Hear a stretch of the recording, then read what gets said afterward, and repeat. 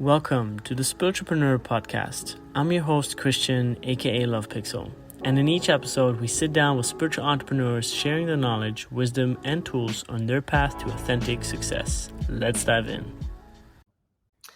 What's up, beautiful people? This is Christian from the Successful Spiritualpreneur Podcast. And today, super excited because we have a very special guest for you. Her name is Aleah Ava, and she is a trauma-informed transformational leader, relationship expert, author, and spiritual mentor in service of the awakening and facilitation of deeper realms of personal and spiritual growth. She empowers empathic, high sensitive women and couples on their path to emotional and sexual healing and liberation. Welcome to the show, Aleah. Thank you. Hi, Christian. It's so nice to be here. Thank you so much for this opportunity. Yes, it's an honor, and you do so many wonderful things in the world. So tell us, how did you get to that? Like, tell us a little bit of brief overview about your background and how you became the person you are today. Yeah, okay. I think for the past 20 years, I've been diving really deep into my own shadow, and then that kind of accumulated in my time in LA, where I did primal therapy, which is really about, our trauma and childhood in the Primal Center from Arthur Yanov. And I did a lot of inner child work, and I did, courses in Tantra and family constellation and energy psychology. I was always really interested in human nature. Like, why do we do what we do? And what's the motive? Because for me, it was always like, people are weird, like the way they behave, or the little bit that they care. From I think I was always a little bit of a moralist, like having really high values and integrity, and it felt like the world doesn't make much sense for me. And so I just kept studying, because the only thing I could do was study myself, really, right? So I've just done all of these in the past 15, 20 years, until I realized that I'm a love addict. And I thought I'm the first person coming up with this concept, because I haven't heard about it before. My therapist didn't even talk to me about this. And then I started researching, and I'm like, oh my God, no, it's actually a thing. And so from there on, when I saved myself and I became secure within myself, I'm like, I have to help women do that. Like, I see it everywhere. Like me, high sensitive women, anxiously attached, always in the wrong relationships, toxic relationships. And now I know how to get out of it. So that's what God called me to do. And now I need to do that. And that's when it started. Yeah. Wow, that's incredible. And yeah, I think it's really cool, first of all, to realize that, and then second of all, to make that your profession. Because a Mm. lot of people, they might realize that or might see somebody like you and be like, oh yeah, cool, yeah, I think I have the same thing, I want to heal that, but then they don't make it their profession. So what made you decide to make that to write that on your flag? Yeah, I think I've always been like a person of faith, and I have a really lovely relationship with God and spirits and all of that. And it was kind of like, I felt that if you've given me the freedom to no longer having to suffer the way I suffered with depression, anxiety, low self-esteem, shame, if you've given me that, then I owe you. So God, I'm in your service now. And that's why I decided to do that. Not just because I feel I have to, but because it was a deep longing and a deep calling to give back, I think. Beautiful. Yeah, I think that's at the core of a lot of spiritual entrepreneurs, is that giving back, right? Because it's like spiritual side of us that's just like, I want to do something that's not just making money, right? There needs to be more to that than that, right? So, like, from your perspective, what's your definition of a successful spiritualpreneur? Yeah, for me, the definition would be freedom, independence, and integrity, and acting in the highest interest of those soul fractals that align with you. Because in this work, you really hold hearts in your hands. You hold people's deepest fears, traumas, desires, needs, and it's such a fragile, vulnerable thing that you have to hold that in integrity. And a successful spiritual entrepreneur for me is one that has no agenda and has no ego that's constantly driving him to get more money, get more followers, get more success. It's not about that. It's not about you. Success for me is living in alignment with that integrity that I have and not let the ego take over. And then I feel if you do that, you are divinely compensated with the things that you need or desire yourself.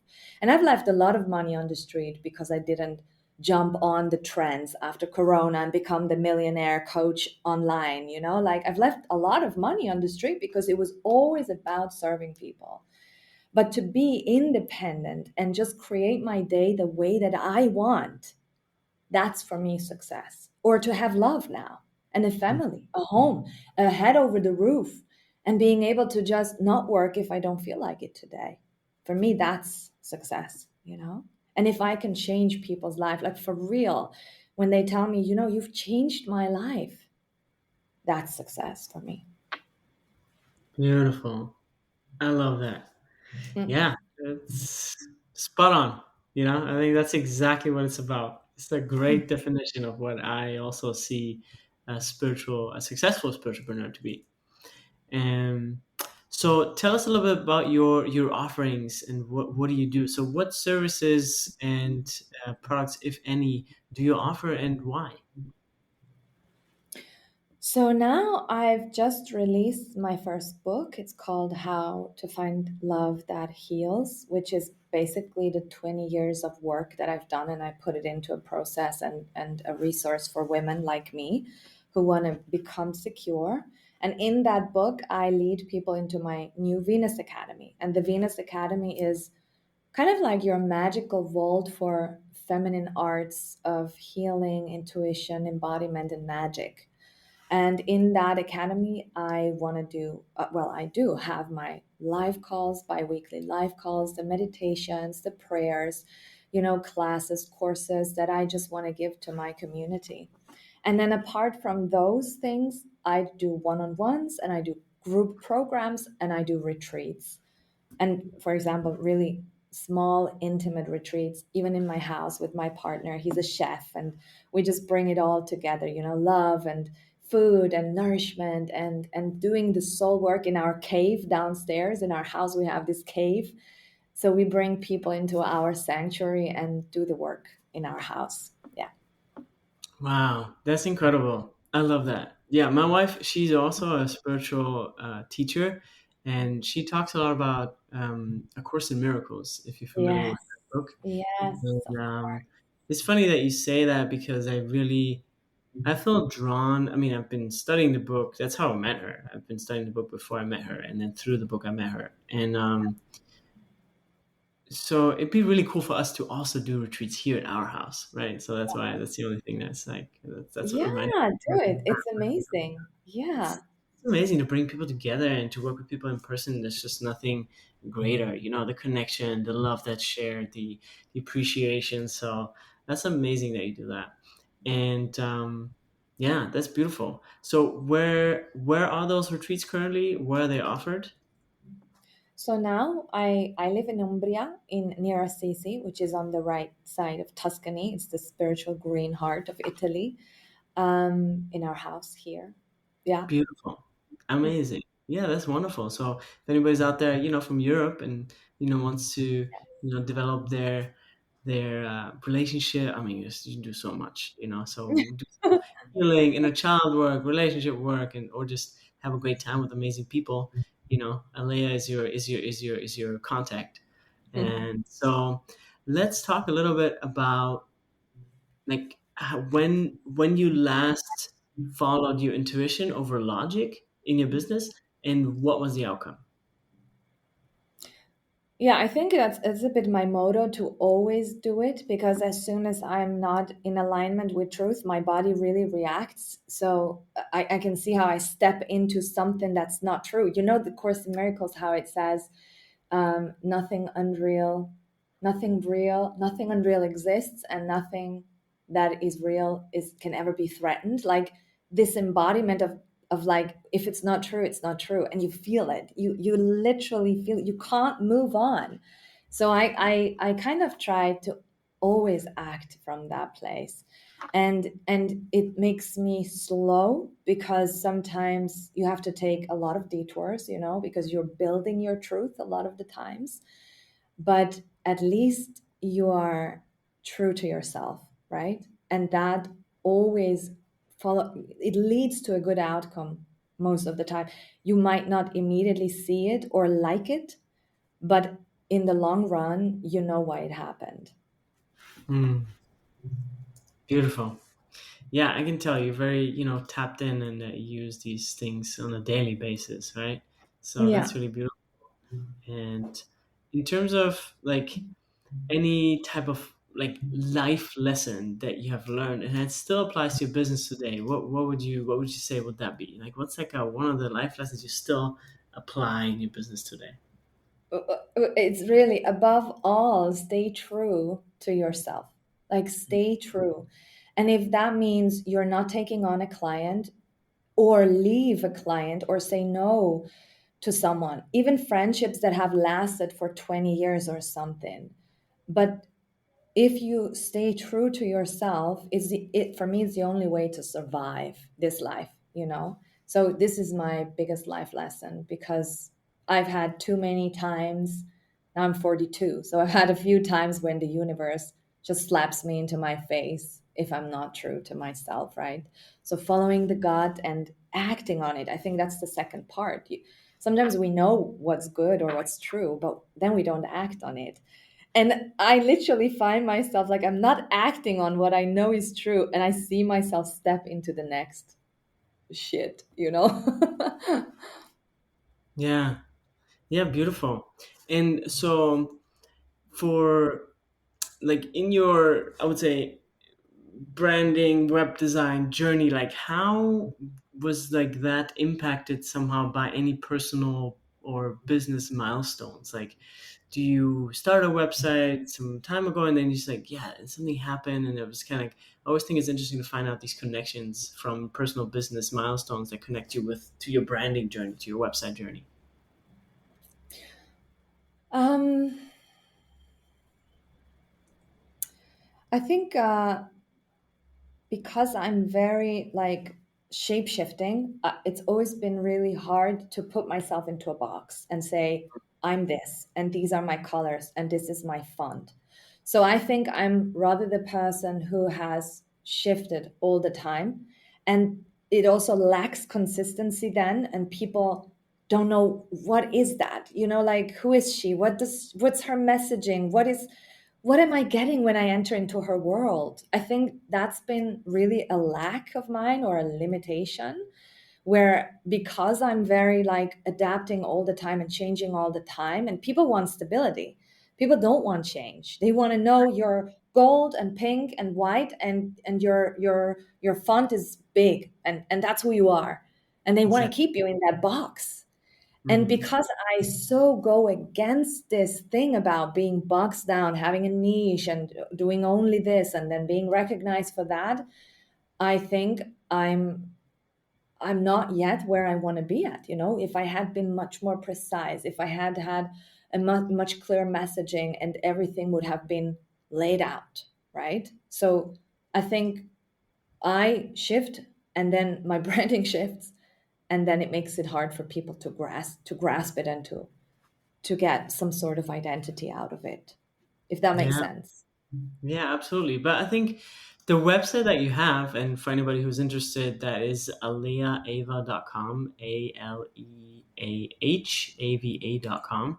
I think your website really encapsulates that because what do you do if you can't communicate all of the stuff that you are? Like, it's because it gets crazy because we're also multifaceted beings, right? Um, Yes. so what it comes back to is simplicity, right? Right. And I think you've done that very well on your website through your simple branding, which is three colors. You have like gold or like a beige tone. You have gray and you have white. You know what I mean? Yeah. Like these are Yeah. really the colors that drive your brand, and everything's kept very clear. There's a lot of space. You have a lot of white space. There's like use no graphics really because you don't need it, right? So I think you've done that very well on your site, and it allows for that flexibility. Oh, thank you. I mean, I knew the rules, and after a few failures, I've made an effort, and I think aleahava.com now does represent a lot of my nature. And so it's good to hear that. I know that you are into that and really specialized in that. So it's good to hear your feedback Yeah, on that. Thank you. yeah, yeah. You're welcome. No, it's good when people like. I like when people recognize themselves and have know how to express and like express that visually on the website, Mhm. because it's always Mhm. tricky, right? Because it's just like Very. this lack of I can do something. It needs to be in a box. Even the building process is just so masculine of like it's code, it's technology, right? So, which is Exactly. part of the reason here at Love Pix is also to just like bring the feminine back online. Like that's why more softness, more organic versions and forms, and so yeah, Beautiful. And you even have the pink color. So that's very nice. yeah, yeah. It's well primarily red, but I'll take pink. I'll take pink. Okay, right, yeah. Love, love, yeah, red because of love. Yeah. Um, So if I wanted to be more trendy, I could make it pink, I would say. But I'm not trendy. Red is the timeless pink. It's true. It's true. Yeah, beautiful. I like it. Yeah. There's a difference when you look at a red rose versus a pink rose. So much. So much. And it's a difference which one you gift to which woman. Yeah.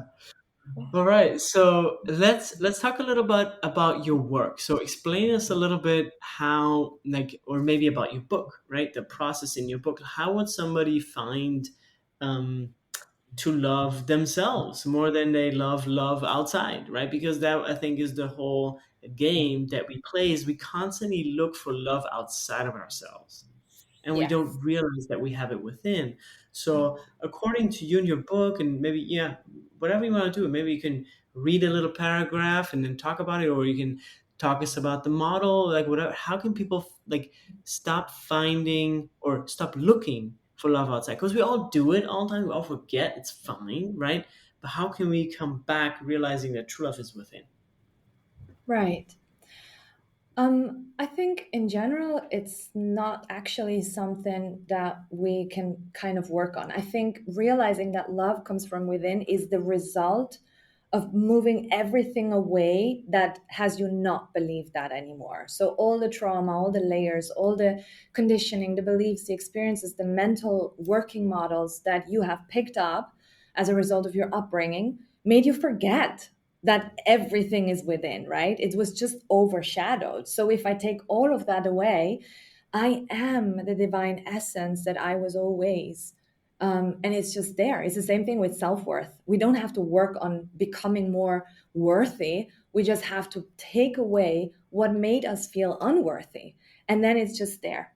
And so in the book, How to Find Love That Heals, I lead you through this process where you, in the first part, you kind of discover the way you love, right? Like attachment science, probably your anxious or avoidant attachment style. And then I talk about authentic love. What is authentic love if it's not that, what you know? And then we look at the relationship patterns. So it's first of all, you need to understand how do you love today? And then you want to understand like your emotional wounding that took you away from that nature that you are love in the end, right? So we talk about psychological trauma, but we also talk about the invisible trauma because a lot of people walk around with trauma symptoms thinking I've never had trauma, but they have still a lot of symptoms, right? Depression, low self-worth, anxiety, toxic relationships, or the opposite, narcissism or whatever.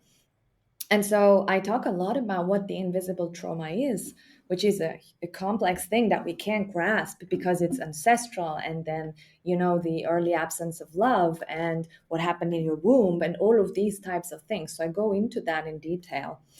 And then we heal the past. Yeah. So we reconnect to the heart, to the inner child, to the mother within, to our integrated adult self, to our authentic power, to our healthy shame.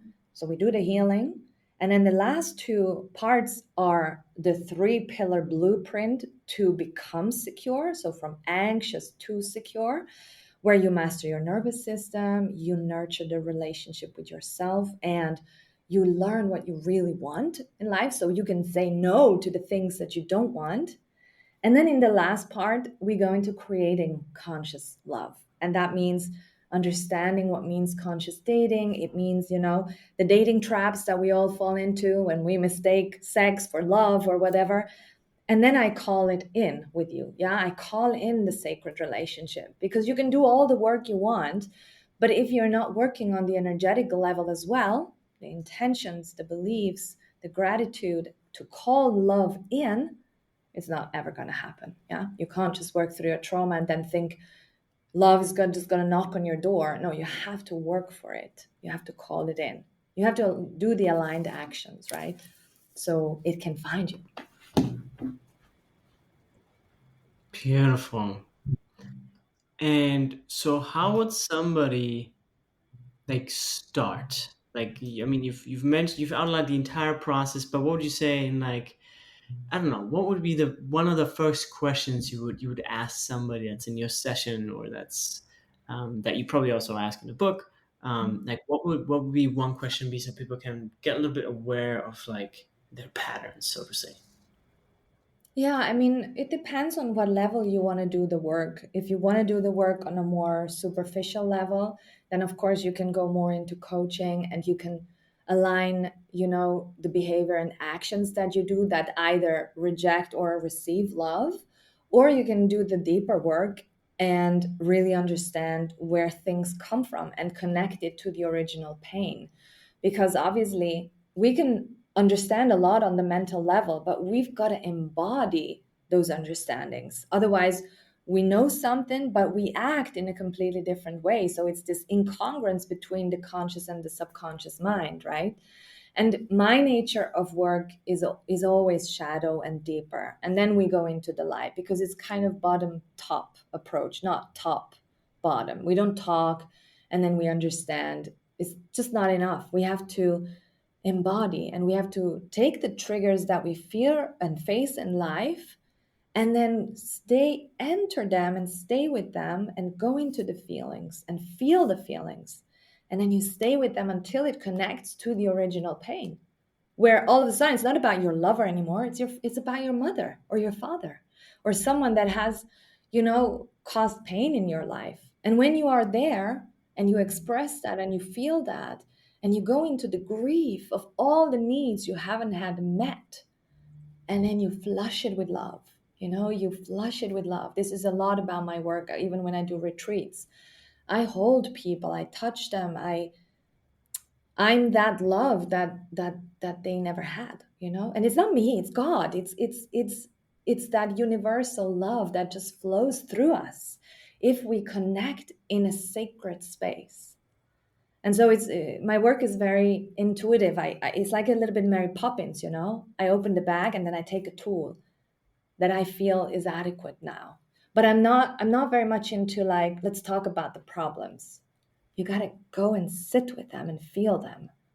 And then until your nervous system is done, because your inner child, it wants a do-over, and you got to give that do-over, right? Beautiful. Wow. Yeah. I think that's really so essential when it comes to the healing work, is just to be able to feel it, right? Yes. Because Yeah. especially I think from my perspective as a man, I rather wouldn't feel it. You know what I mean? I'd rather Yeah. stick to the end process of like and pretend it's okay, right? I Like mean, all of you guys, all of you men who dare to do this work, I have so much respect for you, because you haven't had it easy. If you've been told from the beginning that you can't feel and you shouldn't. So I honor you. I mean, I love men. Like, they are so amazing. And thank you for doing that. yeah, it's uh it's really cool. So thank you for saying that. I received that, and I think it's just a mechanism, Hmm. because the men are just the protectors. Like we Hmm. need to make sure that people, our family, our tribe, our wife, children, whatever, or when we're little parents, we see our parents struggle. We want to help them. We want to take their pain, their suffering. So we do however we think it's best done. You know what I mean? And we all grow up so differently. The environment that we grew up in, and the Yeah. patterns, the survival mechanisms that we develop during that time is what still drives us today, right? So, um, yeah, I really think it's just such a yeah. Men, women deal differently with emotions, and it's cool. It's cool to see, and it's cool that there's a way to deal with it, right? And And that's I think yeah, women have also a kind of a, our task is to lead the men into the heart too. Like if we are a safe place for men, then they have it easier. Like with our vulnerability, we invite you, right? But what I often see is this gender fight, and a man already has it hard. So if the woman is hard, he will never let down his mask. So for me, it's a blessing and an honor to be in my vulnerability, so the man can actually come into his own heart. It's our job as women to do that, yeah, you know. yeah. I had somebody else on the podcast, and she was mentioning that the women are the visionaries, Mhm. the true visionaries, which I thought was very interesting because when we talk about in our society about visionaries, usually like Elon Musk, Jeff Yeah. Bezos, those are the visionaries of our times. It's like Mhm. bullshit. Mhm. I think like the women are the true visionaries, right? If we would follow more visions of women, and the cool thing is the women can't do their vision without us. Like it's literally like a balance because we Yes. men are like the doers, the active driving force, the putting things into action. And Yes. if we would only follow a little bit more the women and their true visions, it's really interesting. It'd be really cool to observe what happens if we would just be like, so honey, what are you visioning today?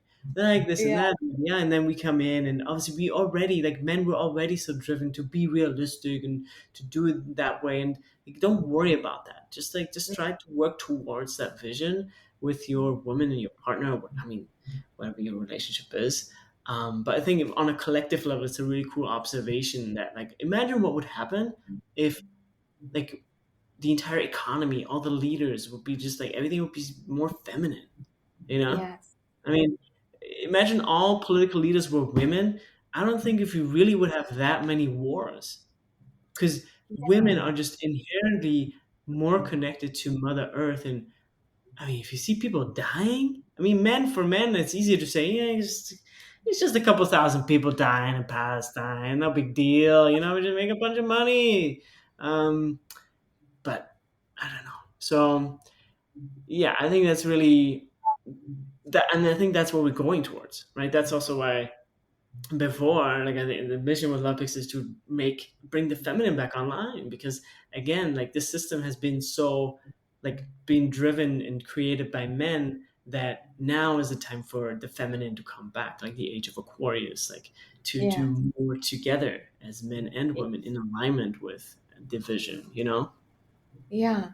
And a lot of women still have a lot of work to do there because yeah, we can bring women at the top of leadership, but what happens now is there are women on the top of leadership, but they act like men. They because they want to stay in it, they want to stay in the game, they have to act like men. But if we want to bring back the feminine leadership, we have to have women embodied in that feminine Yeah. nature, right?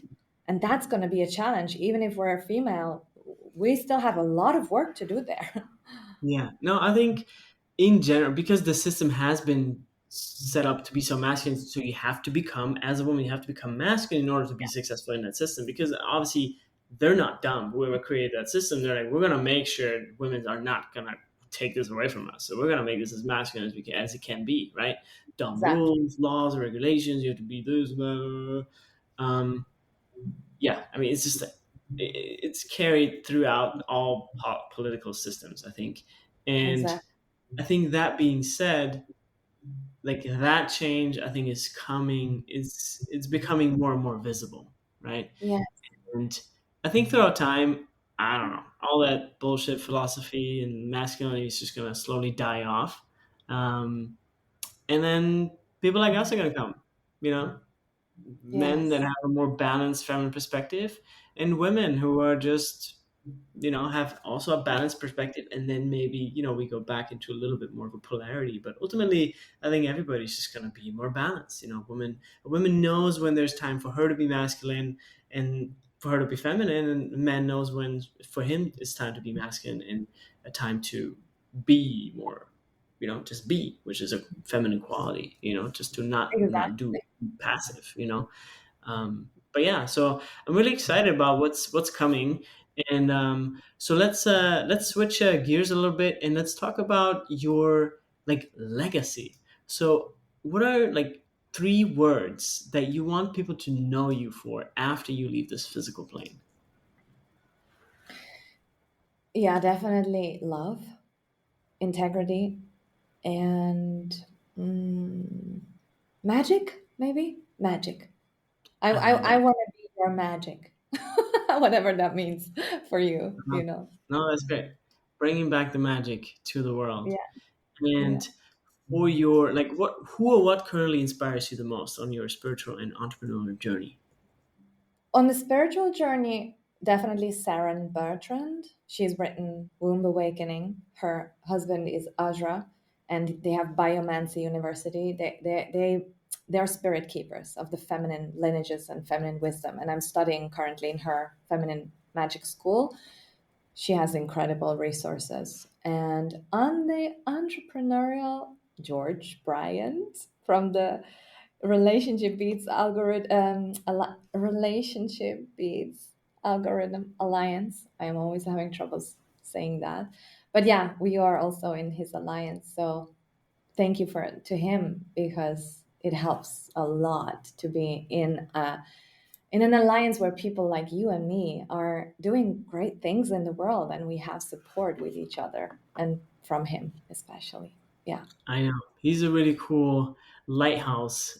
For everybody who Yeah. knows church, know what that means. He's a really cool lighthouse that guides, just an aligned perspective on entrepreneurship and marketing. And yeah, I really love George.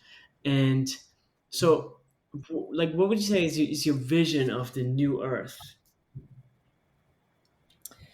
I think fully embodied, feeling orgasmic, alive beings.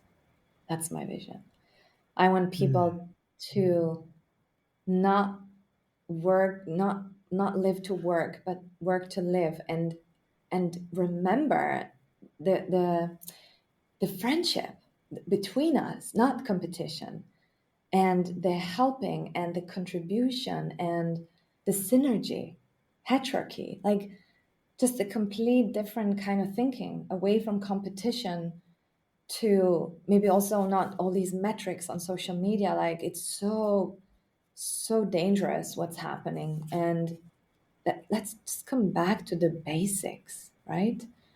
I hope that, and what you said before, bringing back the feminine, into both women and men. That is my great hope.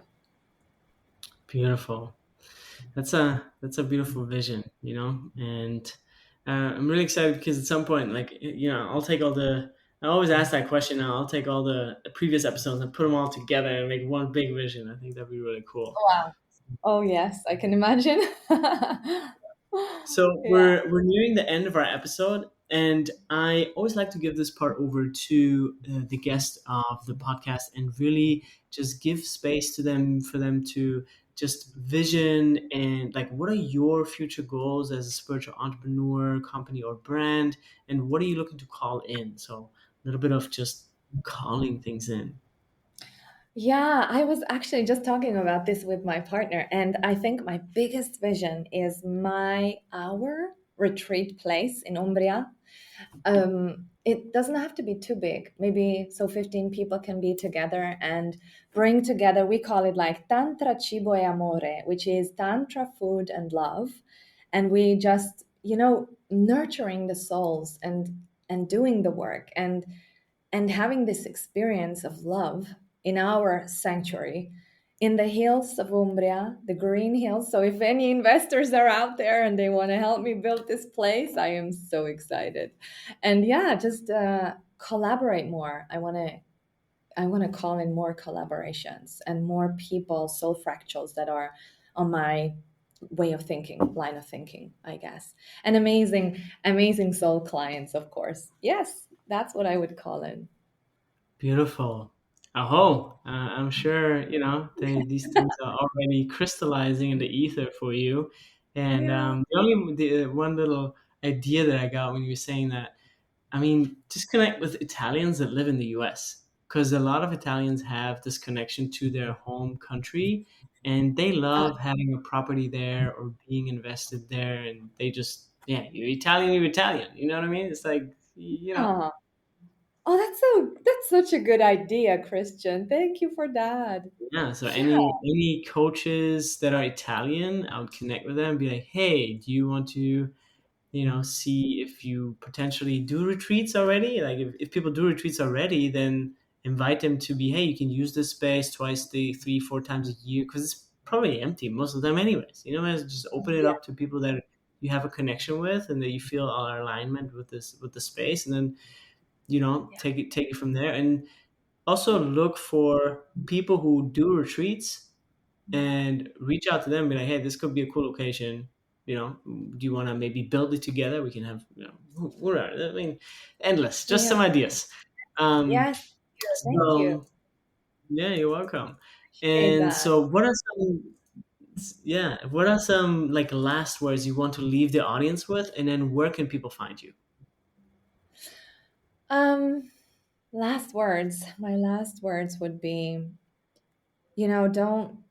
don't go for this superficial success. Like, don't compare yourself. Don't look at these outside metrics. Let your heart speak what's important to you and then follow that. And sometimes that means like burning entire bridges and starting over at zero. It happened to me too. Like, it's never a straight line, so it's always going to be waves in life. And so you can take the risk, because if you're not doing it now, God will throw some other challenge at you and you're going to have to suffer through it again anyway. So yeah, just act on your heart. And if you want some help with that, then you find me at aleahava.com or venusacademy.co. And my podcast is addicted to love podcast.com. Yeah, that one too. Amazing. And make sure to check out her book, How to Find Love That Heals. It's on Amazon. You can get it.